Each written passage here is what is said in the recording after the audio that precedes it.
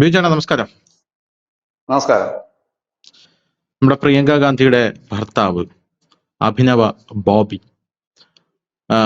നമ്മുടെ റോബർട്ട് വാദ്ര ഇന്ന് ED പൊക്കിയിട്ടുണ്ട് Robert വാദ്രയെ.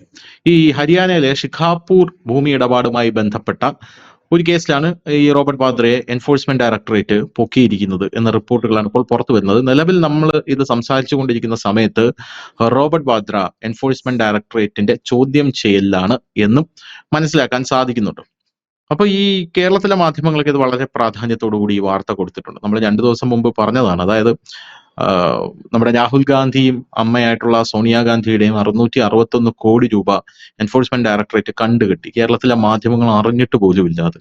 അതേസമയം ഇവർക്കെങ്ങാനും എൻഫോഴ്സ്മെന്റ് ഡയറക്ടറേറ്റ് ഒരു നോട്ടീസ് കൊടുത്തു കഴിഞ്ഞാലോ അല്ലെങ്കിൽ ഇവരെ ചോദ്യം ചെയ്യാനായിട്ട് വിളിപ്പിച്ചു കഴിഞ്ഞാലോ ഇവിടെ വലിയ ബഹളവും കോലാഹലവും. എന്നാൽ ഇവർ ചെയ്യുന്ന കള്ളത്തരങ്ങളും ഇവരുടെ ഭാഗത്തു നിന്നും എൻഫോഴ്സ്മെന്റ് ഡയറക്ടറേറ്റ് പിടിച്ചെടുക്കുന്ന പണം, എൻഫോഴ്സ്മെന്റ് ഡയറക്ടറേറ്റിന്റെ നടപടികൾ ഒന്നും തന്നെ ഇവിടെ ചർച്ചയാവാറില്ല.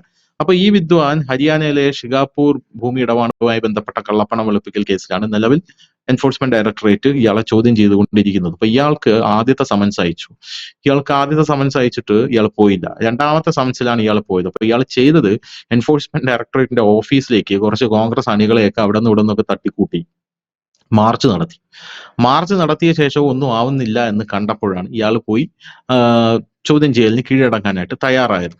പോരാത്തതിന് പതിവ് ബോംബ് കഥ തന്നെയാണ്. ഇത് രാഷ്ട്രീയ പക പോക്കലാണ് എന്നാണ് ഇയാൾ പറയുന്നത്. ഞാൻ എപ്പോഴൊക്കെ രാജ്യത്തെ ജനങ്ങൾക്ക് വേണ്ടി സംസാരിക്കുന്നുവോ അപ്പോഴെല്ലാം BJP എനിക്കെതിരെ കേസുകൾ കൊണ്ടുവരാറുണ്ട് എന്നാണ് ഇയാൾ പറയുന്നത്.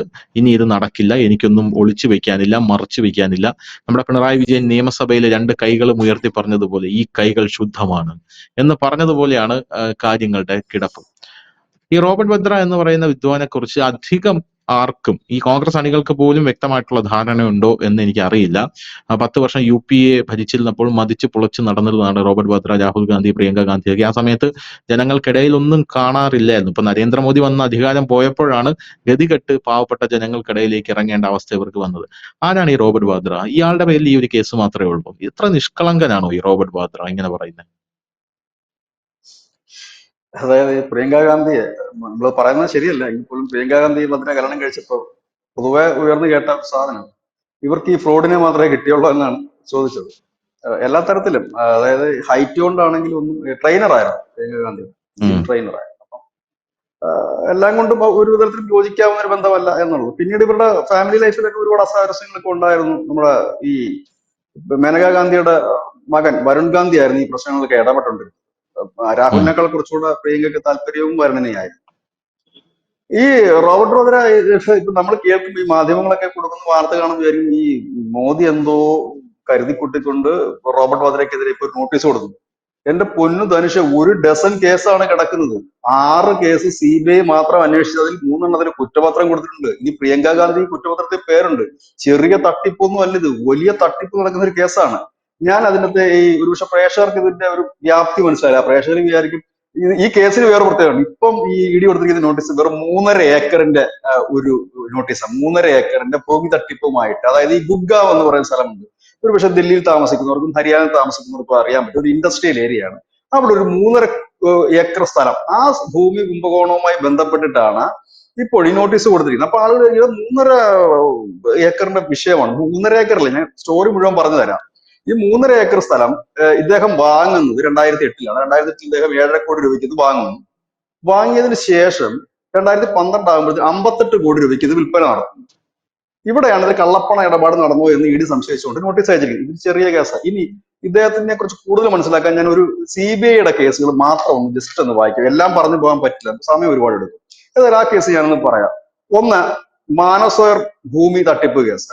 ഗുരുഗ്രാം രാജീവ് ഗാന്ധി ട്രസ്റ്റ് ഭൂമി അഴിമതി കേസ്. അപ്പോൾ ഈ ട്രസ്റ്റ് വഴിയാണ് എല്ലാ ഭൂമി തട്ടിപ്പും നടത്തിക്കൊണ്ടിരുന്നത് എന്നുള്ളതാണ്. ഇനി ഉദൻ നഗർ ഭൂമി തട്ടിപ്പ് കേസ്. അതിൽ ഈ നാഷണൽ ഹെറാൾഡിന്റെ, നമ്മൾ ഇന്നലെ കഴിഞ്ഞ ദിവസം ചർച്ച ചെയ്ത നാഷണൽ ഹെറാൾഡിന്റെ ട്രസ്റ്റിന്റെ പേരിലാണ് ഈ ഭൂമി തട്ടിപ്പ് നടത്തിയിരുന്നത്. പഞ്ചകുല, അതും നാഷണൽ ഹെറാൾഡിന്റെ പേരിൽ നടത്തിയ ഒരു വലിയ തട്ടിപ്പാണ്.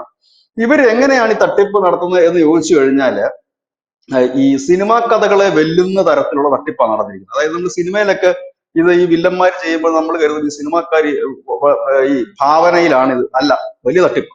ഹരിയാനയിൽ ഭൂപീന്ദർ ഹൂഡ എന്ന് പറയുന്ന കോൺഗ്രസ്സുകാരുടെ തലതൊട്ടപ്പനുണ്ട്. അദ്ദേഹം മുഖ്യമന്ത്രിയായിരിക്കുന്ന കാലത്താണ് ഏറ്റവും കൂടുതൽ തട്ടിപ്പ് നടക്കുന്നത്. അന്ന് കോൺഗ്രസിന്റെ ഒരു അപ്രമാദിത്യ കാലമാണ് സെൻട്രലിലൊക്കെ. പ്രിയങ്ക ഗാന്ധിയുടെ മരുമകനാണ്. പ്രിയങ്ക ഗാന്ധിയും സോണിയാഗാന്ധി രാഹുൽ ഗാന്ധിയും എല്ലാം കൂടെ, സോറി, പ്രിയങ്ക ഗാന്ധി രാഹുൽ ഗാന്ധിയും സോണിയാഗാന്ധിയും എല്ലാം കൂടെ നാഷണൽ ഹെറാൾഡ് ട്രസ്റ്റ് ഉണ്ട്. വിവിധ ട്രസ്റ്റുകൾ വഴിയാണ്, രാജീവ് ഗാന്ധി ട്രസ്റ്റ് ഉണ്ട്. ഇദ്ദേഹം ചെയ്യുന്ന പണി വെച്ചാൽ ആദ്യം ഈ ഭൂപേന്ദ്ര ഹൂഡ മുഖ്യമന്ത്രിയാണല്ലോ, അവിടെ ഒരു വിജ്ഞാപനം ഇറക്കും. കണ്ണായ സ്ഥലങ്ങളിലൊക്കെ ഉള്ള കർഷക ഭൂമിയാണ് കൃഷി, കർഷകർ ഏറ്റവും കൂടുതൽ സ്ഥലം, കൃഷിഭൂമി ഏറ്റവും കൂടുതൽ സ്ഥലമാണ് ഈ ഹരിയാന പഞ്ചാബ്, കർഷകരാണ് കൂടുതൽ. അപ്പൊ അവിടെ ആദ്യം ഈ നോട്ടീസ് ഇറക്കും. ഈ കൂടെ ഇവിടെ പിന്നെ ഞങ്ങളുടെ ഒരു സർക്കാരിന്റെ സ്ഥാപനം വരുന്നു, അത് ഭൂമി ഏറ്റെടുക്കാൻ തീരുമാനിച്ചു എന്നിട്ടൊരു വില അങ്ങ് പ്രഖ്യാപിക്കും, വിജ്ഞാപനം ഇറക്കും. തുച്ഛമായ ഒരു വിലയായിരിക്കും, ഈ ഭൂമി സർക്കാർ ഏറ്റെടുക്കും. ഇതോടുകൂടി കർഷകർ നെഞ്ചത്തടി നിലവിളിയാണ്, കാരണം സർക്കാരിന്റെ ഏറ്റെടുക്കുകയാണല്ലോ ഭൂമി. അപ്പൊ എന്ത് ചെയ്യണമെന്ന് ഇവർക്ക് അറിയത്തില്ല, നിരക്ഷരായിട്ടുള്ള കർഷകരാണ്. ഈ ഭൂമി സർക്കാർ അത് ഓഫീഷ്യലി വിജ്ഞാപനം ഇറക്കുകയാണ്, ഈ ഇത്ര ഒരു പൊന്നും വിലയെന്ന്, ഇത്ര ഒരു വില തരാം, ഭൂമി ഏറ്റെടുക്കുന്നു എന്ന് പറയുന്നു. ഈ കർഷകർ അങ്ങനെ ഭയവിഹുലരായി നടക്കുമ്പോൾ അവിടേക്ക് ഈ ബ്രോക്കർമാരെത്തും, റിയൽ എസ്റ്റേറ്റ് ബ്രോക്കർമാർ. അവര് പറയും എന്തായാലും ഈ ഭൂമി സർക്കാർ കൊണ്ടുപോകും, സർക്കാർ പറയുന്നതിനേക്കാൾ ഇച്ചിരി വില കൂട്ടി ഞങ്ങൾ തരാമെന്ന് പറയുന്നു. അങ്ങനെ ഈ ഭൂമി ഈ ബ്രോക്കർമാർ വില കൊടുത്ത് മേടിക്കും. ഇതിനകത്ത് പൈസയ്ക്ക് കൊടുക്കാത്തവരും ഉണ്ട്. ചിലര് ഞങ്ങളെ ഭൂമി തരില്ല, കേസിന് പോകുന്നൊക്കെ പറഞ്ഞു. അവരെ ഒതുക്കാനായിട്ട് വീണ്ടും സർക്കാർ ഒരു നിയമം അവിടെ പ്രയോഗിക്കും. ഭൂനിയമത്തിലെ സെക്ഷൻ 6 എന്ന് പറഞ്ഞൊരു നിയമമുണ്ട്. അതായത് സർക്കാരിന് പിടിച്ചെടുക്കാൻ, അതായത് പൊതുതാൽപര്യാർത്ഥം അല്ലെങ്കിൽ പൊതുജനങ്ങൾക്ക് ഉപകാരപ്രദമായ കാര്യം നമ്മൾ കണ്ടില്ല, റെയിൽവേ അല്ലെങ്കിൽ ബസ് സ്റ്റോപ്പ്, ഇല്ലെങ്കിൽ അതിനൊക്കെ വേണ്ടി സ്ഥലം ഏറ്റെടുക്കുമല്ലോ, സർക്കാർ ഭൂമി ഏറ്റെടുക്കും. അത് ബലം പ്രയോഗിച്ച് ഏറ്റെടുക്കുമെന്ന് പറഞ്ഞ് ഈ ഭൂനിയമത്തിലെ സെക്ഷൻ 6 ഉപയോഗിക്കും എന്ന് പറയുന്നു കർഷകൻ. അപ്പൊ പാവപ്പെട്ടവൻ അപ്പൊ എന്ത് പറ്റുമെന്ന് വെച്ചാൽ ഇവൻ ഉള്ള വിലയും കിട്ടത്തില്ല, കേസിൽ കിടക്കുന്നതല്ലേ, അപ്പൊ എങ്ങനെങ്കിലും ഇത് വിറ്റ് പോയാൽ മതി എന്ന് പറഞ്ഞിട്ട് വിൽക്കും. ഇത് 1-2 ഏക്കറല്ല, 50 ഏക്കർ, 100 ഏക്കർ, 35 ഏക്കർ, അങ്ങനെ കണ്ണായ സ്ഥലങ്ങളുള്ള ഈ ഭൂമി ഈ ബ്രോക്കർമാരെ കൊണ്ട് വാങ്ങിപ്പിക്കുന്നു. അതിനുശേഷം സർക്കാർ ഈ ഭൂമി എല്ലാം ഈ ബ്രോക്കർമാരുടെ കയ്യിലെത്തി എന്ന് കാണുമ്പോൾ സർക്കാർ എന്ത് ചെയ്യും? അടുത്ത വിജ്ഞാപനം ഇറക്കും. എന്തായാലും എല്ലാവർക്കും എതിർപ്പാണെങ്കിൽ സർക്കാർ ഈ പദ്ധതി ഉപേക്ഷിക്കും. അപ്പൊ ഈ ഭൂമി ആരുടെ കയ്യിലായി?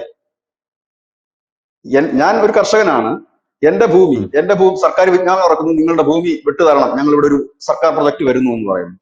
ഞാൻ ശരി, സർക്കാർ അപ്പൊ ഒരു ചെറിയ വിലയാണ് പറയുന്നത്. അപ്പോൾ വേറൊരു ബ്രോക്കർ അതിൻ്റെ അടുത്ത് പറയുന്നത്, സർക്കാർ ഇപ്പൊ 100 രൂപയല്ലേ പറഞ്ഞത്, ഞാൻ നിങ്ങൾക്ക് 125 രൂപ തരാം, ഈ സ്ഥലം എനിക്ക് തന്നേക്കും എന്ന് പറയുന്നു. ഞാൻ ധനുഷിന് അത് എഴുതി തരികയാണ് 125 രൂപയ്ക്ക്. കാരണം സർക്കാരിന്റെ ഇത് വരിക ഒന്നും ചെയ്യാൻ പറ്റില്ല, കാരണം സർക്കാർ പ്രൊജക്ടുകളാണല്ലോ ഇവിടെ വരുന്നത്. ഇതെല്ലാം ഈ ധനുഷ് വാങ്ങിക്കഴിയുമ്പോൾ മുഖ്യമന്ത്രി അടുത്ത വിജ്ഞാപനം ഇറക്കുകയാണ്. എന്തായാലും എല്ലാവർക്കും എതിർപ്പായ സ്ഥിതിക്ക് സർക്കാരിന്റെ പ്രൊജക്ട് അവിടെ വരുന്നില്ല എന്ന് പറയുമ്പോൾ ഈ ഭൂമി ആരാണ്? ഇപ്പൊ ഭൂമിയുടെ ഉടമസ്ഥൻ ആരാണ്? ധനുഷാണ് ഭൂമിയുടെ ഉടമസ്ഥൻ. അപ്പം എന്ത് പറ്റും, ഇത് ഈ വലിയ റിയൽ എസ്റ്റേറ്റ് മാഫിയക്കാണ് ഇത് കൊടുക്കുന്നത്. DLF എന്ന് പറയുന്ന ഒരു വലിയ റിയൽ എസ്റ്റേറ്റ് മാഫിയ ഗ്രൂപ്പ് ഉണ്ട്. അവർ കൊച്ചിയിലടക്കം അവർക്ക് വലിയ ഫ്ലാറ്റ് ഉണ്ട്. ഇവരുടെ പൈസ പലിശയില്ലാതെ ഭദ്രയ്ക്ക് കൊടുത്തിട്ട്, ഭദ്ര ആണ് ഇത് ട്രസ്റ്റുകൾ വഴി, അതായത് നാഷണൽ ഹെറാൾഡ് ട്രസ്റ്റ് വഴിയും രാജീവ് ഗാന്ധി ട്രസ്റ്റ് വഴിയാണ് ഇത്. ട്രസ്റ്റ് വഴി വാങ്ങുമ്പോൾ അതിനും കുറെ നികുതി ഇളവുകൾ കിട്ടും. അങ്ങനെ തുച്ഛമായ വിലയ്ക്ക് ഭൂമി മേടിക്കുന്നു, സർക്കാർ ഭൂമി തട്ടിയെടുക്കുന്നു. അത് വലിയ വിലയ്ക്ക് വലിയ റിയൽ എസ്റ്റേറ്റ് കമ്പനികൾക്കും വലിയ കമ്പനികൾക്കും ഇത് മറിച്ചു വിൽക്കും. ഇതാണ് ഇദ്ദേഹം നടത്തിക്കൊണ്ടിരിക്കുന്ന തട്ടിപ്പ്. ഇത് ഹരിയാനയിൽ മാത്രം ഒതുങ്ങിയിരിക്കുന്ന തട്ടിപ്പല്ല, ദില്ലിയിൽ നടന്ന ഭൂമി തട്ടിപ്പുമായി ബന്ധപ്പെട്ടാണ് പ്രിയങ്ക ഗാന്ധിയുടെ പേര് ആ കുറ്റപത്രത്തിലുള്ളത്. അതുകൂടാതെ ഉത്തർപ്രദേശിലും മധ്യപ്രദേശിലും ഒക്കെ കോൺഗ്രസ് ഭരിച്ചിരുന്ന കാലത്ത്, ഉത്തർപ്രദേശിലല്ല മധ്യപ്രദേശിൽ കോൺഗ്രസ് ഭരിച്ചിരുന്ന കാലത്തും, അതുപോലെ തന്നെ രാജസ്ഥാൻ കോൺഗ്രസ് ഭരിച്ചിരുന്ന കാലത്തും സമാനമായ രീതിയിലുള്ള തട്ടിപ്പ് നടത്തി. അതായത് ഒരു കുടുംബം ഒന്നടങ്കം ഈ രാജ്യത്തെ എങ്ങനെ കൊള്ളയടിച്ചു എന്നുള്ള തെളിവാണ്. അതായത് നിന്നവനും വന്നു കയറിയവനും എല്ലാം ഗജ ഫ്രോഡുകളാണെന്ന് പറയാതിരിക്കാൻ കഴിയില്ല. കാരണം ഒന്നാം ഫാമിലിയിലുള്ളതാണ് രാഹുൽ ഗാന്ധിയും സോണിയാഗാന്ധിയും പ്രിയങ്ക ഗാന്ധി. അവിടെ വന്നു കയറിയ ഒരാളാണ്, മരുമകനാണ് പ്രിയങ്ക ഗാന്ധി. അതായത് വന്നവനും നിന്നവനും ഒക്കെ ശരിയല്ല എന്നുള്ളതാണ് ആ കുടുംബത്തിന്റെ ഏറ്റവും വലിയ പ്രത്യേകത. വന്നു കയറിയവൻ തട്ടിച്ചതാണ് ഈ രാജ്യം മുഴുവൻ നടന്നിട്ട് അവിടുത്തെ കോൺഗ്രസ് സർക്കാരുകളെ കൊണ്ട് വിജ്ഞാപനം ഇറക്കിക്കുകയാണ്. ഈ ഭൂമി, നിങ്ങളുടെ ഭൂമി സർക്കാരിന്റെ ആവശ്യത്തിന് വേണ്ടി വിട്ടുതരണം, അതല്ലെങ്കിൽ ബലം പ്രയോഗിച്ച് ഞങ്ങൾ എടുക്കും എന്ന് പറയുന്നു. അതിനുശേഷം റിയൽ എസ്റ്റേറ്റ് ഗ്രൂപ്പുകളെ കൊണ്ട് മറുവഴിയെ കൂടെ ഇവരുടെ കയ്യിൽ നിന്ന് വാങ്ങിപ്പിക്കുന്നു. എന്നിട്ട് ഇവരുടെ കയ്യിൽ ഈ ഭൂമി എത്തിക്കഴിയുമ്പോൾ വിജ്ഞാപനം റദ്ദ് ചെയ്യുന്നു. എന്നിട്ട് ഈ ഭൂമി വലിയ വിലക്കാണ് വിൽക്കുന്നത്. DLF എന്ന് പറഞ്ഞ കമ്പനിയുണ്ട്. DLF റിയൽ എസ്റ്റേറ്റ് മേഖലയിൽ വലിയ കമ്പനിയാണ്. അവര് കുറ്റവിമുക്തരാക്കിയായിരുന്നു കേട്ടോ, അവര് തെളിവില്ല എന്ന് പറഞ്ഞു. ഇവരാണ് ഇയാൾക്ക് ഫണ്ട് ചെയ്യുന്നത് പലിശയില്ലാതെ. ഇങ്ങനൊരു ഇടനിലക്കാരൻ മാത്രമാണ്, ഒരു ബ്രോക്കറാണ് ഇത്. അപ്പൊ വലിയ രീതിയിലുള്ള കള്ളപ്പണ ഇടപാട് നടന്നു. നമ്മൾ കഴിഞ്ഞ ദിവസം ഒരു ഡിബേറ്റ് ഇവിടെ നടത്തിയിരുന്നു, അതായത് ഈ നാഷണൽ ഹെറാൾഡുമായി ബന്ധപ്പെട്ടായിരുന്നു. ആ ട്രസ്റ്റും ഇതിൽ പങ്കാളിയാണ്. ആ ട്രസ്റ്റ് 3 ഭൂമി ഇടപാടിൽ ഈ കേസിലുണ്ട്. അതാ ഞാൻ പറഞ്ഞത്, ഇതെല്ലാം കണക്റ്റഡ് ആണ്. ഒരു കുടുംബം ഈ രാജ്യത്തെ കൊള്ളയടിച്ചതിന്റെ ചിത്രമാണിത്. അപ്പൊ റോബർട്ട് വദ്ര എന്തായാലും ഊരിപ്പോകാനും പോകുന്നില്ല. 6 കേസ് നിലവിൽ CBIയുടെ ഉണ്ട്. അതിൽ 3 കേസിന്റെ കുറ്റപത്രം സമർപ്പിച്ചു കഴിഞ്ഞു. ഇതിപ്പോ EDയുടേതാണ് വന്നിരിക്കുന്നത്. ഈ അന്വേഷണ ഏജൻസികളുടെ നിരനിരയായിട്ടുള്ള കേസുകളുണ്ട് പുള്ളിയുടെ പേരിൽ.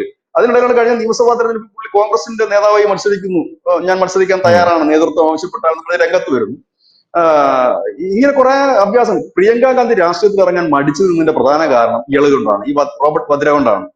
കാരണം ഉം. റോബർട്ട് വദ്രയുടെ ഈ അഴിമതി ആരോപണത്തെ കുറിച്ച് അന്വേഷിക്കാൻ തന്നെ BJP ഹരിയാനയിൽ അധികാരത്തിലേറും ദിങ്ര കമ്മീഷൻ ഒരു കമ്മീഷൻ വെച്ചു, ദിങ്ര കമ്മീഷൻ. ആ ദിങ്ര കമ്മീഷനാണ് വ്യാപകമായ രീതിയിലുള്ള ഭൂമി തട്ടിപ്പ്. കർണാടകത്തിലും ഇതേ രീതിയിൽ നടത്തിയിട്ടുണ്ട്. കർണാടകത്തിൽ കോൺഗ്രസ് സർക്കാർ ഭരിക്കുമ്പോൾ ആദ്യം ഒരു വിജ്ഞാപനം ഇറക്കുന്നു, കണ്ണായ സ്ഥലങ്ങളിലൊക്കെ, ടൗണിലും അങ്ങനെയൊക്കെ ഉള്ളത്. ഇത് സർക്കാരിന്റെ ഒരു പ്രൊജക്ട് വരുന്നു, അതുകൊണ്ട് നിങ്ങൾ ഞങ്ങളൊരു വില നിശ്ചയിക്കും, ആ വില തന്നു നിങ്ങൾ ഭൂമി വിട്ടു തരണം എന്ന് പറയും. അവർ തന്നില്ല എന്നുണ്ടെങ്കിൽ ഞാൻ ഈ നേരത്തെ പറഞ്ഞ ഭൂമി നിയമത്തിലെ സെക്ഷൻ 6 ഉപയോഗിച്ച് പിടിച്ചെടുക്കുമെന്ന് പറയും. പാവപ്പെട്ടവരത് കിട്ടുന്ന വിലയ്ക്ക് വിറ്റിട്ട് പോകുന്നു. അതെല്ലാം കൂടെ റിയൽ എസ്റ്റേറ്റ് ഗ്രൂപ്പുകൾ വാങ്ങിക്കൂട്ടുന്നു. പിന്നീട് ഇത് റിയൽ എസ്റ്റേറ്റ് ഗ്രൂപ്പുകൾക്ക് സ്വന്തമാകുന്നു. ഈ പദ്ധതിയായിരുന്നു. അപ്പം വ്യാപകമായ രീതിയിലാണ് തട്ടിപ്പ് നടത്തിയിരിക്കുന്നത്. ഇത് ഈ കേസൊന്നും ഈ ജന്മത്ത് ഊരിപ്പോകാൻ പറ്റുന്ന കേസല്ല. അല്ല നരേന്ദ്രമോദി വിരോധം കൊണ്ട് ചെയ്തതോ ഒന്നും അല്ല. ഈ ഹൂഡ ഇരിക്കുന്ന സമയത്ത് നരേന്ദ്രമോദി പ്രധാനമന്ത്രി ഒന്നും അല്ല. ഹൂഡയെ മാറ്റിയിട്ടാണ് BJP അവിടെ അധികാരത്തിൽ വരുന്നത്. അപ്പോഴാണ് ഈ ദിങ്ര കമ്മീഷൻ വെച്ചിട്ടാണ് ഹരിയാനയിലെ ഭൂമി തട്ടി ഏറ്റവും കൂടുതൽ നടത്തിയിരിക്കുന്നത്. ഹരിയാന ഭൂമി തട്ടിപ്പാണ് നടത്തിയിരിക്കുന്നത്. കാരണം ഈ ഇൻഡസ്ട്രിയൽ ഏരിയാസും ബിസിനസ് ഏരിയാസും ഒക്കെ നോക്കിയിട്ടാണ് അവർ ചെയ്യുന്നത്. അങ്ങനെ ഈ റോബർട്ട് വാദ്രയുടെ പേര് കൂടെ വന്ന് ഈ DLF-വുമായി ചേർന്ന് വന്നപ്പോഴാണ് കൊച്ചിയിലെ DLF ഫ്ലാറ്റ് സമുച്ചയത്തിനെതിരെ വലിയ ആരോപണങ്ങളൊക്കെ ഉയർന്നിരുന്നു. CPM ആണ് ഈ ആരോപണം ഉയർത്തിയത്. അന്ന് ഇവർ തമ്മിൽ വലിയ ടൈപ്പ് ഒന്നുമില്ല. CPM അന്ന് കോൺഗ്രസ് വിരുദ്ധ ചേരിയിൽ നിൽക്കുന്ന സമയം. അന്ന് അവരത് ഉയർത്തിക്കൊണ്ട് വരികയൊക്കെ ചെയ്തിരുന്നു. പിന്നീട് ആ വിവാദം കുറച്ചുകൂടി കത്തിക്കാളിയത് നമ്മുടെ ഈ മറ്റേ ജോൺ ബ്രിട്ടാസിന്റെ ഫ്ളാറ്റ് പൊളിച്ചതുമായി ബന്ധപ്പെട്ട ആ വിവാദമാണ്. അതെ ഇത് അതെ. DLF-ന്റെ ഇതാണ്, ഇത് അനധികൃതമായി വളച്ചെടുത്തതാണ്, അല്ലെങ്കിൽ നഗരസഭ കൊടുത്ത അന്നൊക്കെ ആ വിവാദം വന്നിരുന്നു. ഏതായാലും റോബർട്ട് വദ്ര എന്ന് പറയുന്ന ആ വ്യക്തി ഇന്നല്ലെങ്കിൽ നാളെ അകത്തേക്ക് പോകേണ്ട വ്യക്തി തന്നെയാണ്. എന്തുകൊണ്ടാണ് ഇത്ര വൈകിയതെന്ന് ചോദ്യം മാത്രമേ അവശേഷിക്കുന്നുള്ളൂ. ഈ കേസിൽ നിന്നും ഊരിപ്പോവുക പ്രയാസകരമാണ്. അതായത് സർക്കാരിന്റെ കൂടി ഒത്താശയോടുകൂടി ഒരു സംസ്ഥാനത്തിന്റെ ഖജനാവിൽ നഷ്ടം വരുത്തിക്കൊണ്ട് ഒരു വിഭാഗം ജനങ്ങളെ ചീറ്റ് ചെയ്ത കേസാണ്. ചീറ്റ് ചെയ്തത് ഒരു കേസ്. രണ്ടാമത്തെ കേസിലേക്ക് വരുമ്പോൾ മണി ലോണ്ടറിങ് വലിയ രീതിയിൽ നടന്നിട്ടുണ്ട്. അത് 10 രൂപയ്ക്ക് വാങ്ങുന്നു, പിന്നീട് കുറച്ച് ദിവസം കഴിയുമ്പോൾ ഞാനിത് 20 രൂപയ്ക്ക് വിറ്റു എന്ന് പറയുന്നു. ഇതിന്റെ ഒരു സോഴ്സും കാര്യങ്ങളുമാണ്. ഇവിടെയാണ് DLF സംശയത്തിന് മുലയിൽ നിന്നത്. കാരണം അവർ പലിശ ഇല്ലാതാണ് റോബർട്ട് വദ്രയ്ക്ക് ഈ പണം മുഴുവൻ കൊടുത്തത് എന്നാണ് പറയുന്നത്. പിന്നീട് ഈ DLF അതിൽ നിന്ന് ഊരിപ്പോയി, അവര് നിരപരാധിയാണ്, അവരുടെ എതിരെ തെളിവില്ല എന്ന് പറഞ്ഞു. പക്ഷെ റോബർട്ട് വദ്രയ്ക്കെതിരെ അനവധി സ്ഥലങ്ങളിൽ തെളിവുണ്ട്. UP-യിൽ അടക്കം സ്ഥല തട്ടിപ്പ് കേസിൽ ഇതുണ്ട്. അപ്പൊ ഇദ്ദേഹം ഒരു ഇത് റിയൽ എസ്റ്റേറ്റ് ബ്രോക്കറാണ്. ഈ റോബർട്ട് വദ്രയുടെ അദ്ദേഹം ഈ പ്രിയങ്ക ഗാന്ധി പരിചയപ്പെടുന്ന സമയത്ത് ഒരു ട്രെയിനർ ആയിരുന്നു. അതുപോലെ തന്നെ ഈ കരകൗശല വസ്തുക്കളും മറ്റും വിൽക്കുന്ന ഷോപ്പും മറ്റുമൊക്കെ ഇങ്ങേർക്ക് ഉണ്ടായിരുന്നുള്ളൂ. ഇപ്പൊ ഇദ്ദേഹം ഒരു വലിയ ലാൻഡ് ഓണർ ആണ്. ഒരുപാട് സ്ഥലങ്ങളിൽ ഇതെല്ലാം വാങ്ങുന്ന ട്രസ്റ്റുകൾ വഴിയാണ്. ഈ രാജീവ് ഗാന്ധി ട്രസ്റ്റിനെതിരെയും കേസുണ്ട്. ഇത് സോണിയാഗാന്ധിയുടെ നേതൃത്വത്തിൽ രൂപീകരിച്ച ട്രസ്റ്റാണ്. ഈ ട്രസ്റ്റ് ഭൂമി വാങ്ങുമ്പോൾ ചില ഇളവുകളുണ്ട്.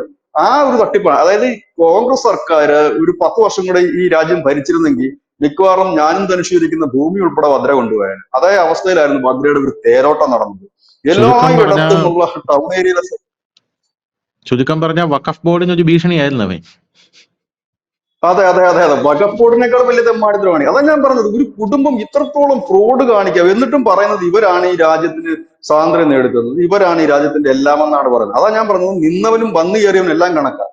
ആ കുടുംബമേ ഫ്രോഡ്, അതിന്റെ കൂട്ടത്തിലാണ് ഈ വന്നു കയറിയ മരുമോനും അത് ഗജ ഫ്രോഡ്. അതാണ് ഈ ചേരേണ്ടത് ചേരുന്നിടത്തെ ചേരത്തുള്ളൂ. അതായത് ഞാൻ പറഞ്ഞില്ലേ, ഇങ്ങനെയൊക്കെ ഉള്ള ഒരു ഫാമിലിയാണ്. അപ്പം സ്വാഭാവികമായി ഇതിനെ ഇപ്പൊ എത്ര വെള്ളപൂശി എന്ന് പറഞ്ഞാൽ ഈ കേസൊന്നും വെള്ളപൂശാൻ കഴിയില്ല. കാരണം ഇത് BJP സർക്കാരിന്റെ കാലത്ത് വന്ന കേസൊന്നുമല്ല. ഈ ഭൂമി തട്ടിപ്പ് നടന്നത് ഹരിയാനയിലെ ഭൂപേന്ദ്ര സിംഗ് ഹൂഡയുടെ കാലത്താണ്. ഭൂപേന്ദ്ര ഹൂഡ എന്നാണ് ഭരിക്കുന്നത്. അതിനുശേഷമാണ് നമ്മുടെ ഖട്ടാർ വരുന്നത്, BJP-യുടെ ഖട്ടാർ. അവര് വന്നതിന് ശേഷമാണ് ഈ ദിഗ്ര കമ്മീഷൻ വെക്കുന്നത്. ഈ തട്ടിപ്പ് മുഴുവൻ ഇതായത് ഈ സമാനമായ കേസ് നടന്നൊരു സ്ഥലമുണ്ട്, അതാണെന്നറിയാവോ? ആന്ധ്രാപ്രദേശ്. അവിടെ പിന്നെ ഇങ്ങേരും ഉണ്ടെന്ന് പറയുന്നുണ്ട്. പിന്നെ അങ്ങനെയാണല്ലോ, ഈ ടീമുകളൊക്കെ എല്ലായിടും കാണും. അവിടെ നടത്തിയ മറ്റേ ജഗൻമോഹൻ റെഡ്ഡി നടത്തിയ ഒരു തട്ടിപ്പുണ്ട്. ഞാനത് മുമ്പ് ഒരു ചർച്ചയിൽ പറഞ്ഞിട്ടുണ്ട്. ഏതാ നമ്മുടെ ഈ അവിടുത്തെ അമരാവതിയുമായി ബന്ധപ്പെട്ട് അമരാവതി തലസ്ഥാനം വരുന്നു എന്ന് പറഞ്ഞ് ചന്ദ്രബാബു നായിഡു അവിടുത്തെ കുറെ സ്ഥലം വാങ്ങിയിട്ടത്. അങ്ങനെ അതുണ്ട്, അത് വേറൊരു ഇഷ്യൂ ആണ്. അപ്പൊ ആ ഒരു തട്ടിപ്പുണ്ട്. ഇതേ രീതിയിൽ ഈ വിവിധ സ്ഥലങ്ങളിൽ തട്ടിപ്പ് നടക്കുന്നുണ്ട്. ഒരുപക്ഷെ നമ്മുടെ കേരളത്തിൽ ഇങ്ങനത്തെ തട്ടിപ്പ് നടക്കുന്നുണ്ടാകും, നമ്മളൊരു പക്ഷെ അറിയുന്നില്ലെന്നേ ഉള്ളൂ. സർക്കാർ പറയുന്നു ഞങ്ങളുടെ ഒരു പ്രൊജക്ട് ഇവിടെ വരുന്നു എന്ന് പറയുന്നു. എന്നിട്ട് ജനങ്ങൾക്കൊക്കെ ഒരു നോട്ടിഫിക്കേഷൻ ഇറക്കുന്നു. എന്നിട്ട് ജനങ്ങൾക്ക് നോട്ടീസ് കൊടുക്കുന്നു, നിങ്ങൾ എത്രയും പെട്ടെന്ന് ഭൂമി വിട്ടുതരണം, ഞങ്ങളുടെ ഒരു പ്രൊജക്ട് വരുന്നു. കാരണം പബ്ലിക്കിന് വേണ്ടിയിട്ടുള്ള പ്രൊജക്ട് ആയിരിക്കുമല്ലോ എപ്പോഴും സർക്കാർ കൊണ്ടിരുന്നത്. അപ്പൊ വിട്ടുകൊടുക്കാത്തവർക്ക് കേസിന് പോകാം. കേസിന് പോയാലും സർക്കാർ ഏറ്റെടുക്കുകയും ചെയ്യും.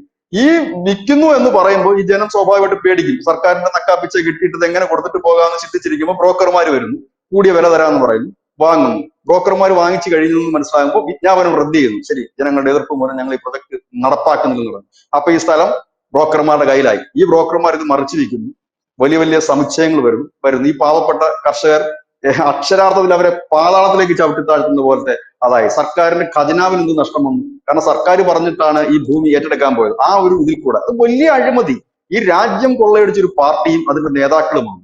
അതുകൊണ്ട് തന്നെയാണ് ഒരുപക്ഷെ ഈ നരേന്ദ്രമോദിക്ക് വോട്ട് കിട്ടുന്നതിനകത്ത് ഒരു കാര്യം, ഇവരുടെ ഈ കള്ളത്തരം കൊള്ളയും മടുത്തൊരു വലിയ വിഭാഗം നോർത്ത് ഇന്ത്യയിലുണ്ട്. പക്ഷെ കേരളത്തിൽ ഇരുന്ന് നമുക്കത് അറിയില്ല. കേരളത്തിൽ നമ്മളുടെ ആളുകളൊക്കെ ഒരുവിധം പച്ച പിടിച്ച് നിൽക്കുന്ന ആളുകളാണ്. കാരണം അങ്ങനെ ഒരു ഉം. കൊള്ളയുടെ തിക്തഫലം നമ്മളിവിടെ കൊള്ള നടക്കുന്നുണ്ട്. നമ്മൾ ഈ ഒരു അലസന്മാരായതുകൊണ്ട് നമ്മൾക്ക് ഈ സോണിയാഗാന്ധിയും പ്രിയങ്ക ഗാന്ധിയും ഒക്കെ കൈവീശി കാണിക്കുമ്പോൾ അതിനകത്തൊരു ആശ്വാസം കുളിരും ഉള്ളത് കൊണ്ടും ഒക്കെ നമ്മളത് അറിയുന്നില്ലെന്ന് മാത്രമേ ഉള്ളൂ. ഇത് വലിയ തട്ടിപ്പാണ് ഈ രാജ്യത്ത് ഈ രാഷ്ട്രീയ നേതാക്കളൊക്കെ നടത്തുന്നത്. ആ വലിയ തട്ടിപ്പിലെ ഒരു വലിയ പങ്കാളിയാണ് ഈ റോബർട്ട് വാദ്ര. അകത്ത് പോവുക തന്നെ ചെയ്യും, യാതൊരു ഡൗട്ടും ഇല്ല. ഞാനിത് വെറുതെ ഇരുന്നിട്ട് പറയുന്ന കാര്യമല്ല. കാരണം ഒരു ഡസൻ കേസാണ് കിടക്കുന്നത്. ഇതൊരു ചെറിയ കേസ്, 3.5 ഏക്കറിന്റെ കേസാണ്. 50 ഏക്കർ മുതൽ മോട്ടുള്ള കേസാണ് ബാക്കി കിടക്കുന്നതെല്ലാം. 6 CBIയുടെ കിടക്കുന്നത്, ED-യുടേത് വേറെ. അതായത് കള്ളപ്പണം വെളുപ്പിക്കല്, പാവപ്പെട്ടവന്റെ ഭൂമി തട്ടിയെടുക്കല്, സർക്കാരുമായി ചേർന്നുകൊണ്ട് നടത്തിയ വലിയ രീതിയിലുള്ള ഖജനാവിന് നഷ്ടം വരുത്തൽ, അങ്ങനെ കിടക്കുന്നു. ഇതിന്റെ ഇടയിൽ കേട്ട മറ്റൊരു സാധനം, ഹരിയാനയിലേക്ക് മരുന്ന് വാങ്ങിയതിനകത്ത് വലിയ തട്ടിപ്പ് നടന്നൊരു കേസുണ്ട് റോബർട്ട് വാദ്രയുടെ പേരിൽ. ഹരിയാന സർക്കാർ മരുന്ന് വാങ്ങിയതിന്റെ പേരിൽ.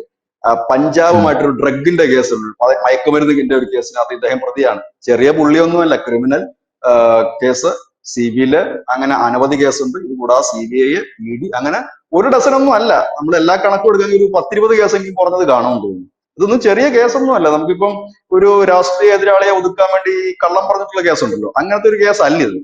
ഇത് വളരെ സീരിയസ് ആയിട്ടുള്ള ഒരു കേസ് തന്നെയാണ്. വലിയ തട്ടിപ്പാണ്. അതാണ് ഇത് സംഭവിച്ചിരിക്കുന്നത്. ഒരു ഫാമിലി, ഫുൾ ഫാമിലി, ഒരു ഫ്രോഡ് ഫാമിലിയുടെ ഒരു യഥാർത്ഥ ചിത്രമാണ് കഴിഞ്ഞ 2 ദിവസങ്ങളായി പുറത്തു വരുന്നത്. ഒന്ന്, നാഷണൽ ഹെറാൾഡിന്റെ സ്വത്തുവകകൾ കണ്ടുകെട്ടിയ കേസ്. ഇപ്പോഴിതാ അടുത്ത കേസ്. ഈ കേസിനകത്ത് 3 കേസിൽ പ്രിയങ്ക ഗാന്ധിയുടെ പേര് പരാമർശിക്കുന്നുണ്ട് ഈ CBIയുടെ കേസ്. Thank you ബിജുട്ടാ.